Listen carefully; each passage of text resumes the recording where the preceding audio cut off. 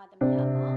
တလေးဗဟိုအကျဉ်းထောင်မှအကျဉ်းသားအကျဉ်းသူ420အားရာဇဝတ်ကျင့်ထုံးဥပဒေပုံမှန်401ပုံမှန်ခွင့်1အရာလူငိမ့်သက်တာခွင့်ပေးခဲ့ကြောင်းသိရပါတယ်။၎င်းဖြစ်တဲ့အပြင်ယခုကြခံရန်ကြံရှိသောပြည်နယ်များကိုပါဆက်လက်ကြခံမှာမည်ဟုသောစီကံသတ်မှတ်ချက်ဖြင့်ရင်းတို့ကြခံရန်ကြံရှိသောပြည်နယ်များအပေါ်ဖြင့်၎င်းနိုင်ငံတော်၏တည်ဆောက်ရေးလုပ်ငန်းများတွင်ပါဝင်ဆောင်ရွက်နိုင်ရန်၎င်းပြည်သူလူထုနှလုံးစိတ်ဝဲအေဂျင်စီရေးနှင့်လူမှုရေးအရာလိညာသောအဖြစ်၎င်းအကျဉ်းတော်အချုပ်ရတဲ့ကြခံလျက်ရှိတဲ့အကျဉ်းသားအကျဉ်းသူ4893ဦးကိုရာဇဝတ်ကျင့်ထုံးဥပဒေပုံမှာ401ပုံမှန်ခွင့်1အရာနောက်တစ်ကြိမ်ပြစ်မှုထပ်မံကျူးလွန်မှာကစီကံသတ်မှတ်ချက်ဖြင့်ရင်းတို့ကြခံရန်ကြံရှိသောပြည်နယ်များအပေါ်ရှော့ပေါ်၍ပြည်နယ်လူငင်းခွင့်ပြုလိုက်တာဖြစ်တယ်လို့သိရပါတယ်ရှင်။ရှောက်ပြီးတော့မှဝါရောတွေကိုတွေ့နိုင်တော့တာဖြစ်တယ်။ကျေးပါရဲ့လူနေဖြစ်တယ်။မနီးမဝေးမှာရဲ့လူနေဖြစ်တယ်။မနီးမဝေးမှာတီချစ်ကြောင့်ဖြစ်တယ်။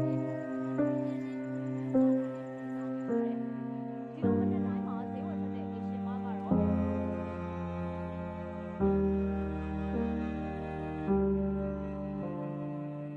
နိုင်တော့တာဖြစ်တယ်။ဆိုတော့ပဲခူးရုံးမှာတော့လွန်ခဲ့တဲ့10နှစ်